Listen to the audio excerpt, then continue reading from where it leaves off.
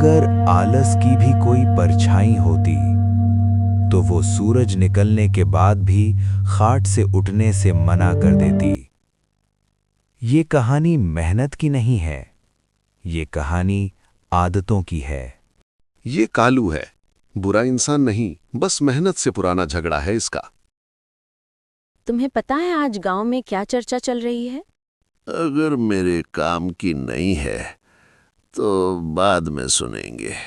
लोग कह रहे हैं जो आदमी खुद से नहीं लड़ पाता वो किस्मत से क्या जीत। तू भी मुझे भाषण देने लगी। मैं डर रही हूँ। किस बात से? मुझे डर है कालू, कहीं जिंदगी चलती रहे और तू यहीं रुक ना जाए। तो अब क्या करूं? सुना है जंगल में एक साधु है, वो भाग्य नहीं बदलता पर आदमी को आईना दिखा देता है। अगर आईना भारी ना हुआ तो जाकर देखाता हूं। अगली सुबह कालू जंगल की तरफ निकल पड़ा। उसका मन अभी भी आधा वहीं था जहां मेहनत से बचने का कोई रास्ता मिल जाए। पेड़ों के बीच से गुजरते हुए उसने सोचा, काश कोई ऐसा उपाय मिल जाए जिसमें बदलना ना पड़े। कुछ देर बाद एक बरगद के पेड़ के नीचे एक साधु शांत बैठे दिखाई दिए। उनकी आंखें बंद थीं, पर चेहरा ऐसा था मानो बहुत कुछ देख चुका हो। बाबा, अगर बुरा ना माने तो एक बात पूछूं? लोग कहते हैं आप रास्ता दिखाते हैं, मुझे भी कुछ समझाइए बाबा, क्योंकि मैं गलत तो नहीं, बस बार बार पीछे रह जाता हूं। मैं तुझे कोई मंत्र नहीं दूंगा और ना ही कोई आसान रास्ता बताऊंगा।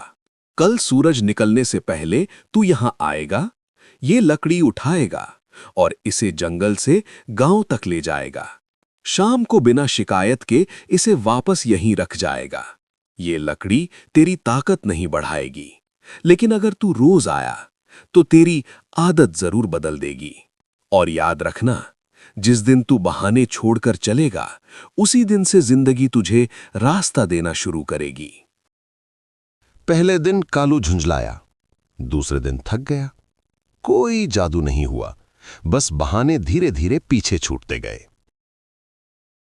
मैंने तुझे काम नहीं दिया, मैंने तुझे खुद से रोज मिलने भेजा। आलस शरीर में नहीं, दिमाग में बलता है।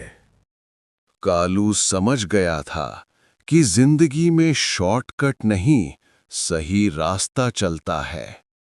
वो उसी जंगल में लौटा जहां से गलत शुरुआत हुई थी।